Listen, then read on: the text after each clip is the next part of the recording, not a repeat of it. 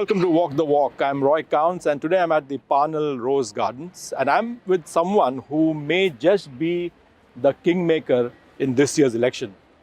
Welcome to the show, David. Hey Roy, thanks for having me on. Well, David Seymour is, as you know, the leader of the ACT Party, and he actually does hold the keys to government. That's what I think, David. What do you think? Do you think you will make it with 7 or 8 MPs in this? Well, Roy, I think it's up to the voters, but here's the proposition. Yeah. Our country, like never before, needs some certainty and a roadmap to recovery out of these crazy times. Right. And the ACT Party's proposition is, how would you like to have a group of sensible, independent-minded MPs providing better ideas for our country's future, holding them all accountable. Right. So that's why you might give your party vote to ACT. Fantastic. So we're going to talk a lot about your background, your journey into politics, but let's begin first with the ACT Party. So the ACT Party, I think, was started in the early 90s, 1993, I think, by Roger Douglas. And it was a party which actually it has done well in Parliament till about, I think, 2011. So there was a time, I should tell the viewers, that the ACT Party had up to 9 MPs in Parliament, I think during the time of Richard Prebble. Do you think you can replicate that again now? Well, the polls are saying that we can actually return 6, 7, 8, 9, 10 MPs, depending on which polls you look at.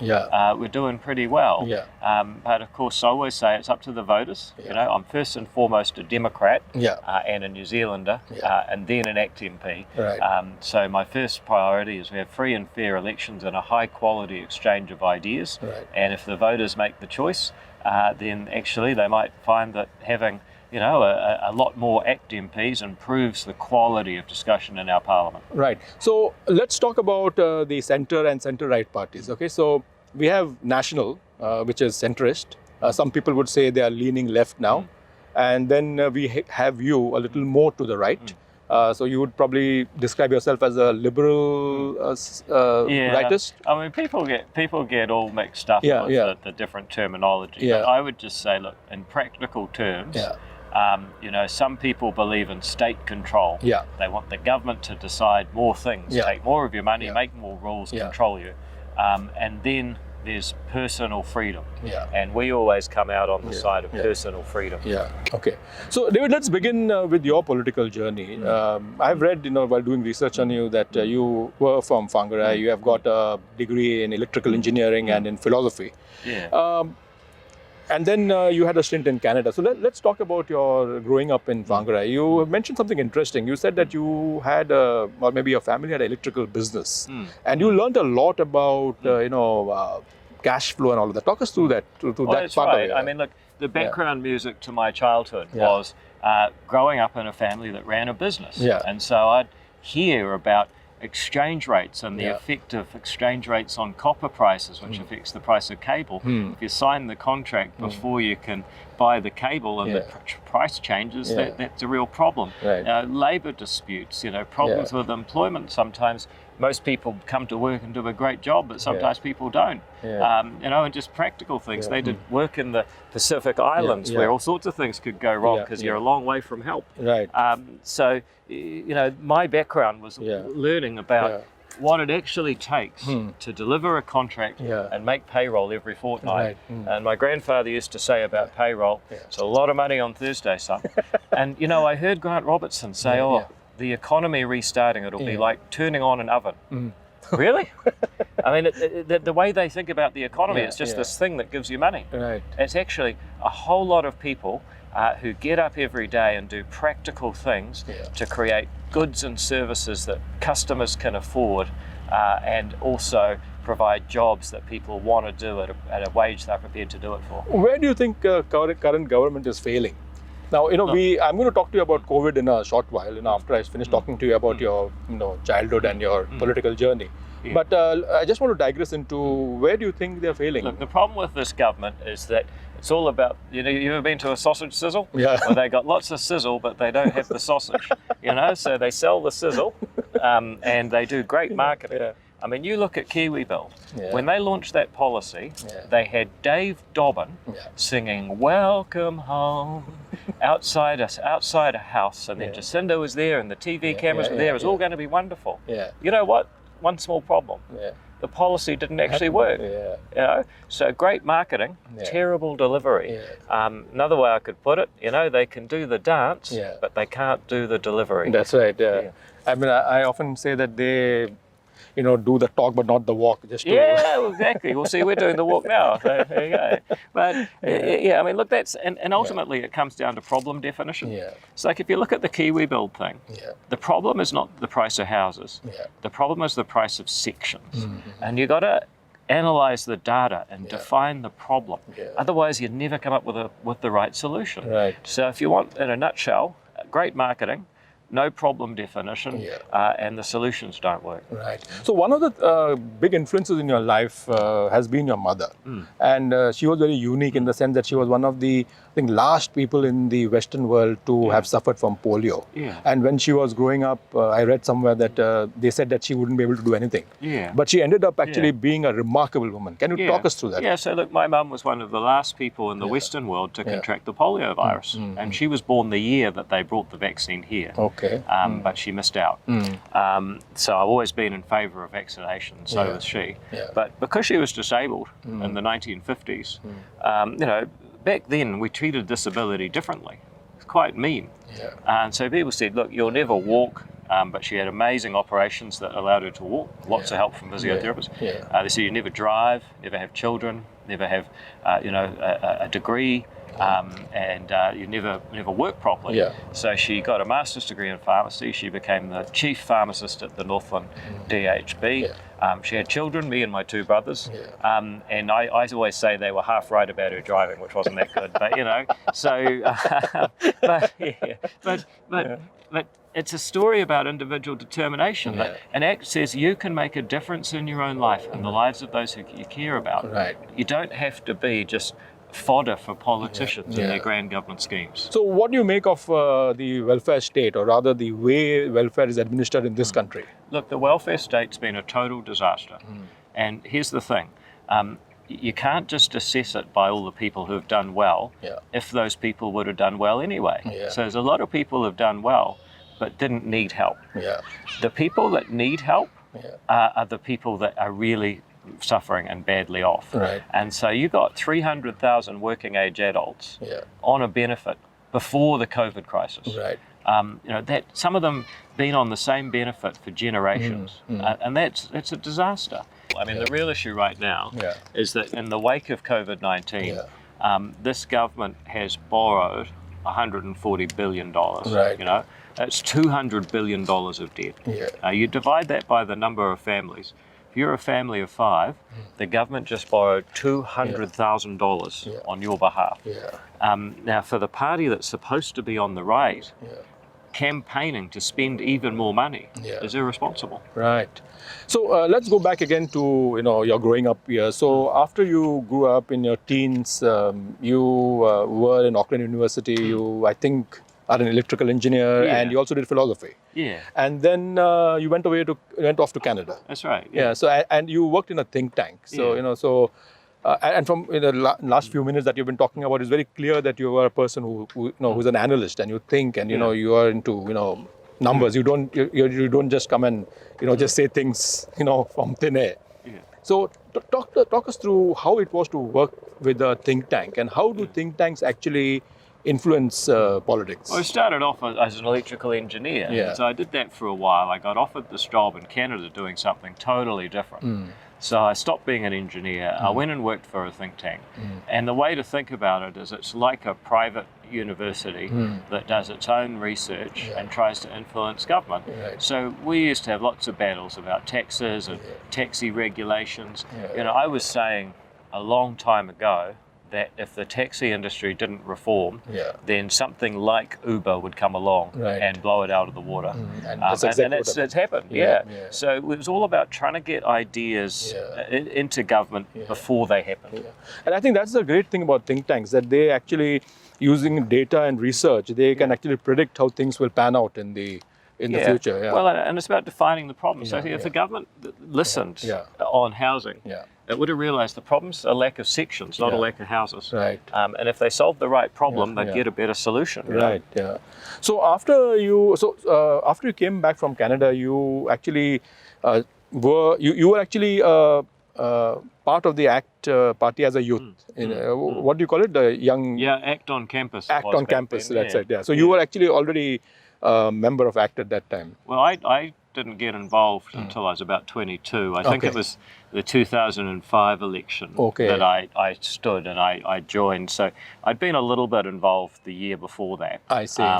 But no, I wasn't a sort of tragic teenage, person like that. I was in my 20s by the time I got involved. So in 2005, when you stood against Helen Clark from Mount Albert, did you think you had a ghost of a chance to beat her? Because ACT actually had nine MPs in the previous parliament. Yeah. So well, I didn't think I'd win Mount Albert off Helen Clark, but like most ACT candidates, I was standing because then as now, it was the party vote that mattered. So, and I think I got about 740 party votes in Mount Albert. So that was my real goal. And I got more party votes there than electorate votes, which was good because ACT candidates outside the Epsom electorate are trying to get the party vote. Right.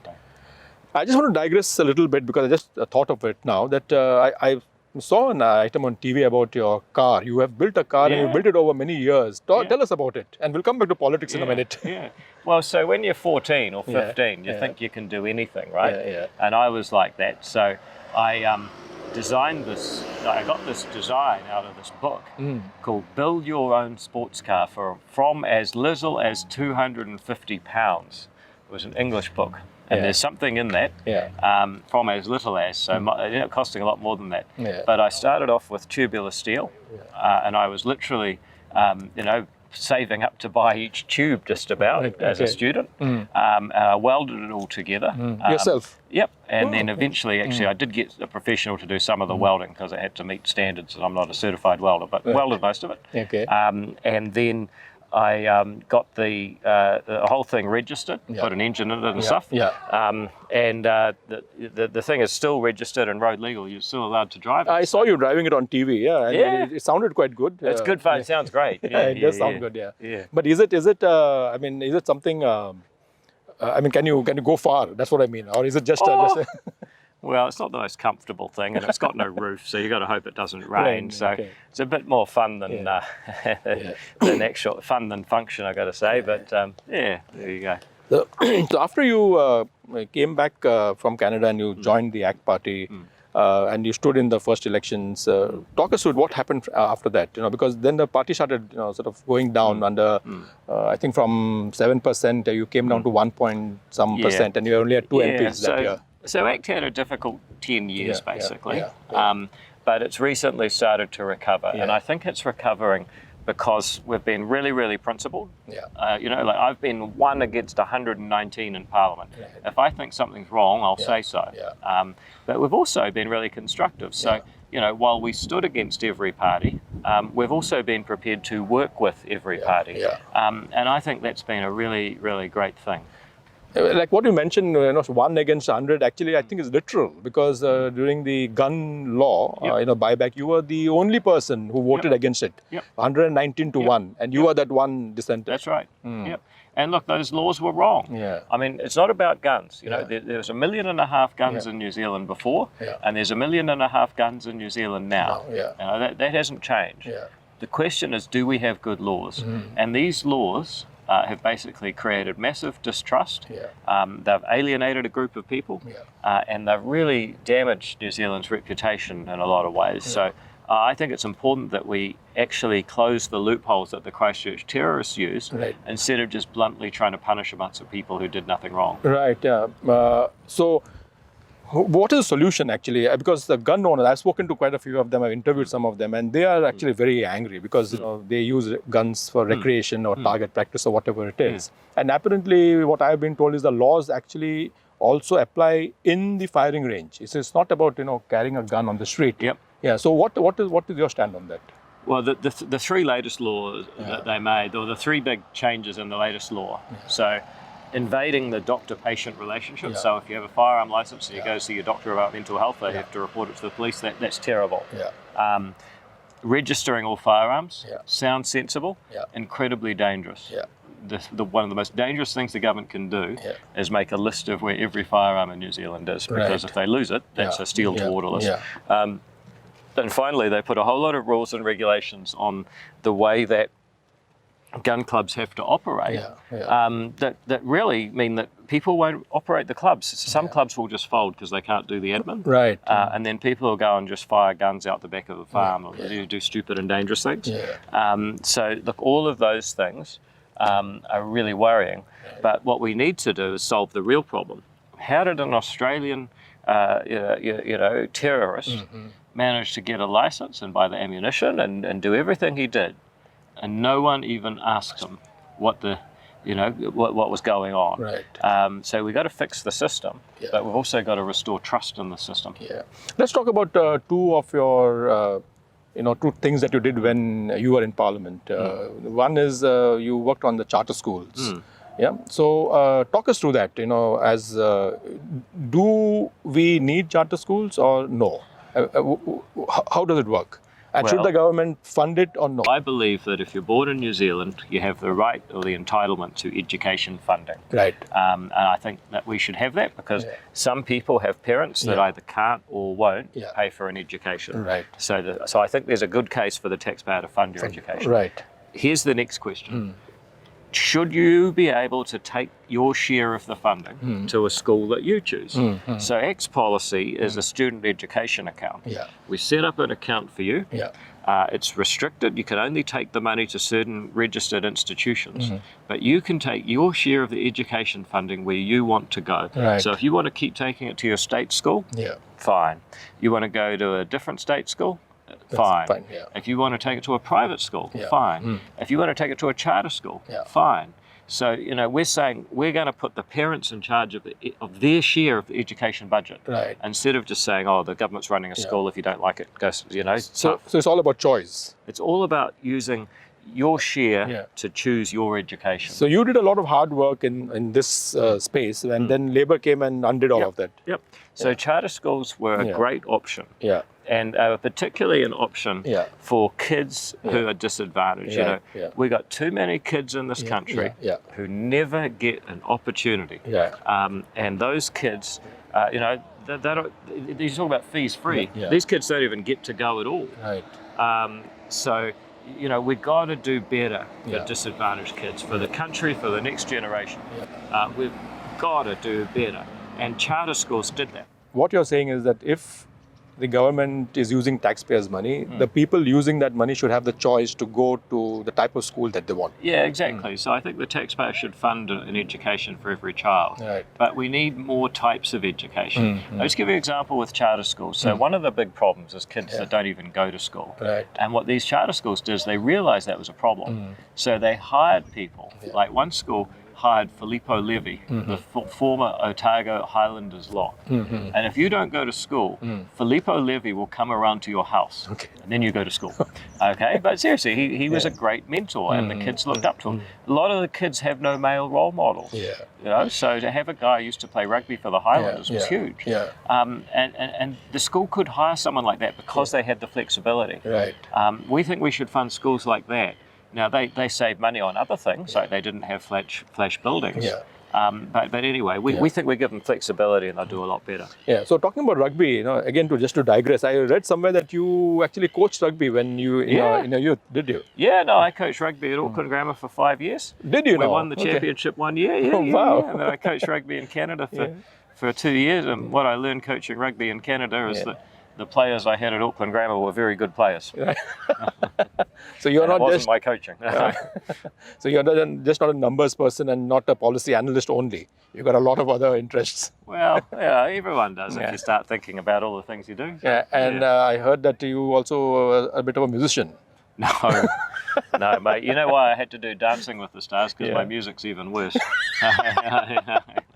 While we were coming, for the shoot, my daughter asked me if I'm going to ask about Dancing with the Stars, and I said no, I don't think, because everyone is talking about your twerking, especially Winston Peters. So that actually gives a good segue what's this about you and Winston Peters? You needle him and he comes back. I mean, Well, is it ideological? Is it just fun? Is it what? Well, I just think, the guy's had a huge opportunity. He's really had his time. He got some political talents, and he's had a lot of time in Parliament. Yeah. Lots of opportunities to make New Zealand a better place. Right. And he's always, at the end of the day, it's always about him. Yeah. And so I just think it's time for him to go. But I also think, some of the stuff he's done is particularly nasty. Yeah. Attacking former staff members. Yeah. I mean, if the guy can't fill out his own superannuation form properly, that's his fault. He doesn't need to go and attack other people. Right, and especially using a parliamentary privilege to name people, whom he shouldn't actually be. He wouldn't have been able to do it outside Parliament. And for only the second time in history, the Speaker has entered a correction into the Hansard, saying that Winston Peters was wrong. I think that's extraordinary. Yeah, really extraordinary.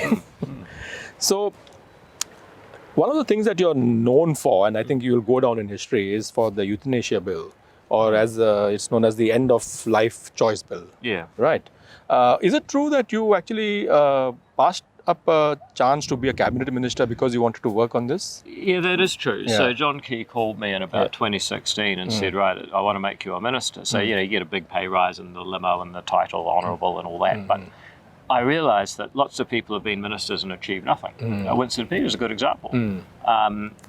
I wanted to get this bill done so I could really say I'd put New Zealand first and done something for New Zealand. And I think that, it's shameful that we let people die with indignity and agony when there's other countries have shown there are laws that can let them choose.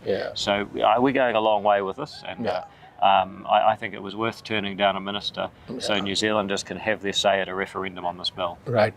Which reminds me of, a few years ago, you were actually in the news, for a long time because you supported that little child, Anna Carolina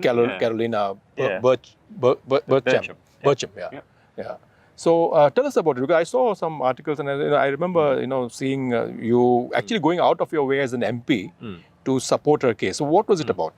Well, I still remember on the 28th of December 2015, just between Christmas and New Year, I came into the office to see Peter and Eleni, Anna Carolina's parents. And I've been fighting for them ever since. And it's been very uphill and very challenging. But fundamentally, if you're a member of Parliament, then you're one of the people. The Parliament gives the government the permission to take taxpayer money.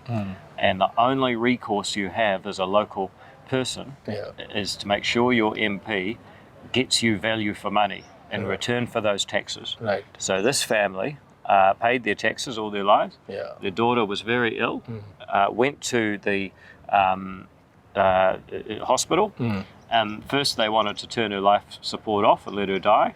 They were wrong. The family challenged that. Then when I got involved, they wanted her to be able to move home and live a normal life.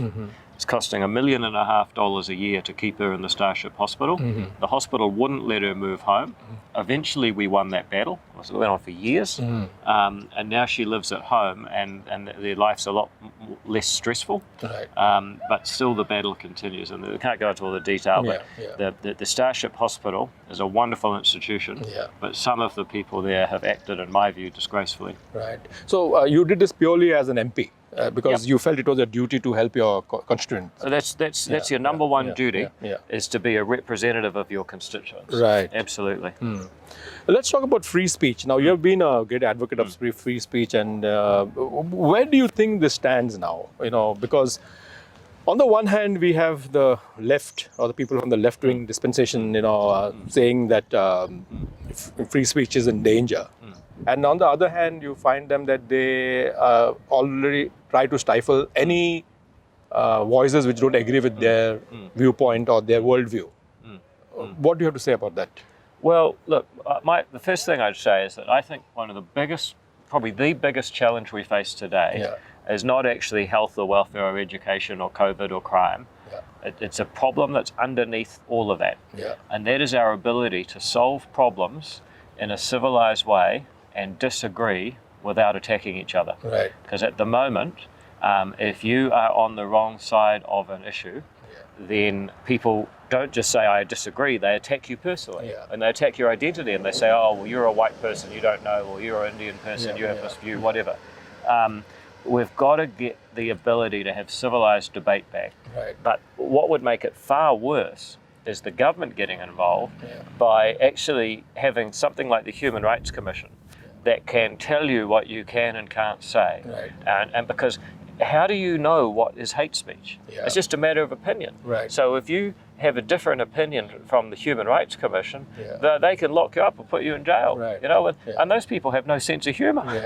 That's true. I mean, some of the things which have been happening over the last few weeks, you know, especially the government's handling of COVID. What do you have to say about that? I mean, for me, it looks like it's a series of disasters, one after the other. Well, first of all, I mean, look, let's say we need our government to succeed. So we're not sitting here saying they're all useless. They've got some things right. You look at how much testing they're doing now. You know, 25,000 tests in a day. That's far better than 3 or 4 months ago when they were only doing 1,000 a day. So you know, there's some things they're doing right. But if I was to have a criticism, it's that there hasn't been enough sense of urgency. So you go back to the 28th of January, I said, let's close the border for China, because they'd do it to us. On 20th of January? 28th of January. 26th of February, I said the Prime Minister should come back from Fiji. There's a big problem brewing. At that point, it was in 33 countries, and the share market had fallen off a cliff. I said, this is serious. The Prime Minister needs to get back here. She stayed in Fiji. So, you know, then we finally got to the lockdown, and I called for that 2 days before it happened. But then, as soon as the lockdown happened, the cases flatlined. And you think that's interesting, because usually there's a 2-week lag. So clearly the things weren't as bad as we thought when the lockdown happened, but they didn't respond to that. Then we got rid of it, and they had 3 or 4 months to try and fix it, to get ahead of things, and they didn't do anything. There's no COVID card, no contact tracing. You know, they didn't make better laws. Can butchers open or whatever? You know, they didn't actually use the time they had to get ahead. So it's a lack of urgency. And the problem is, if we don't get smart about dealing with this thing, then we just have to have lockdowns whenever there's a small outbreak. And that's what it looks like. That lockdown is actually the lowest hanging fruit. You know, that's the first go-to. That's a really good line. Because one would expect that the 2 months that they had, where everything was fine, they would have actually worked towards setting up some future-proofing it, But apparently nothing was done, even after, news are broke, all those, stories about the lapses, for border-facing staff and all of that. Apparently when they followed up, nothing much was done. So if you look at ACT's approach, we would take what we call a well-being approach to COVID-19. So you got to think about all the costs. So lockdowns are expensive, I mean, we spent more on this Auckland lockdown than we actually spend on all the pharmaceuticals at Pharmac every year. So when people say they can't afford the drugs, that's because we keep wasting money. Now, if you take an overall approach, then you say, okay, we want to be like Taiwan. So you've got to have one unit, an epidemic response unit, multidisciplinary public and private sector. You've got to start taking an approach where the government's job is to set good rules of the game, not run everything itself. You've got to have an approach that is risk proportionate. We treat people coming from COVID-ridden countries with poor public health the same as we treat people coming from Taiwan or Samoa that has no COVID. So you've got to change the risk.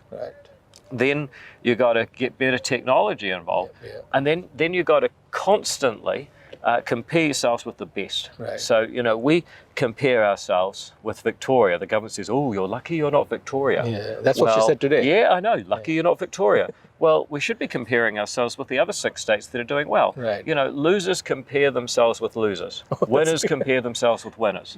And we've been comparing ourselves with losers too long. That's right. So in your 2014, I think, campaign video, when you first came into Parliament, you mentioned that you got sunburnt doing door knocking in February. Door knocking in February. Well, the sun is so hot today. I'm sure you'll be sunburned in a few minutes. Yep. But are you getting sunburned now? I mean, not now. What I mean is for your campaign. What I mean is, how is the campaign going? The campaign's going fantastic. Yeah. You know, I mean, obviously we've had a bit of a change and a delay with this lockdown. Yeah. But it means our campaign's going to be better. We're going to be out on our bus tour. We've got a great digital campaign. Yeah. We've got a huge amount of fantastic things going on. Yeah. And I'm really excited. So if you were to, be the kingmaker, in the next parliament, in the next government, what sort of portfolios would you want to? Hold? So I'm not so hung up on getting portfolios. I want to be sitting there saying we're independent and we have principles, and if you want us to keep voting for laws, then here's some conditions. You can't raise taxes. You've got to pay off the debt. You've got to have an intelligent approach to COVID. You've got to do something better with firearm laws. And you've got to just start improving the quality of lawmaking and regulations generally. Right. So, I'm not there to get the baubles myself. I'm there to grow ACT's team and hold them all accountable, because that voice is needed right now. Interesting you speak about taxes, because based on the debt, which will be about 53% of GDP, which means that for every dollar that the government earns, 53% will be going to pay off debt. This cannot be done without raising taxes.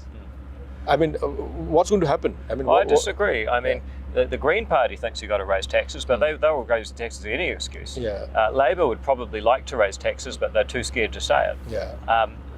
The ACT Party has shown in our 5-point plan for the economy, how we could actually get back in surplus by 2024, start repaying the debt, and not raise any taxes. But it does mean that you've got to stop some of the more wasteful spending. I mean, you look at this Green School Initiative. This is the Provincial Growth Fund. We've got to stop that. We've got to stop this COVID Recovery Fund, which is just hosing out money for political purposes. So if we stop wasting money, we could actually get back on top of it. Right. Now, traditionally, the Indian voter, and I say traditionally, I mean from say about 15, 20 years ago, was more of a labor supporter, because they were migrants and many of them were actually in laboring jobs, or maybe in that daily wage kind of jobs. So there was a strong support for labor. But over the last 20 years, we have had a lot of professionals coming in, and also the children of the second generation migrants, and they have different aspirations, and many of them will actually sort of agree with your kind of ideology, which is that liberal capitalism or liberal, right of center politics. What's your message to them, those who are sitting on the fence, who probably don't know much about that? ACT is the party for entrepreneurs, for people who want to make a difference in their own lives, and people who want to actually make a difference in the lives of those they care about. And immigrating, to a new country, whether it was you or your parents or 2 generations ago, is the most entrepreneurial activity there is. You're risking everything to go to an unfamiliar land, in New Zealand's case, at the edge of the earth. If you have made that leap, then you're an entrepreneur, you're a self-starter, and you're an ACT person, because our policies are all about empowering people and enabling people to make a difference in their own life, not be fodder for politicians and their grand government schemes. And I find increasingly in our polling and research, more and more of the Indian community are actually starting to resonate with ACT's message. David Seymour, it was wonderful talking to you. We had we spoke on so many things, and it really was enjoyable talking to you and knowing your views and what shaped your values. And wonderful, and thank you so much for coming on the show. And all the best to your campaign. Hey, what a pleasure. And thank you so much, Roy. I really enjoyed it.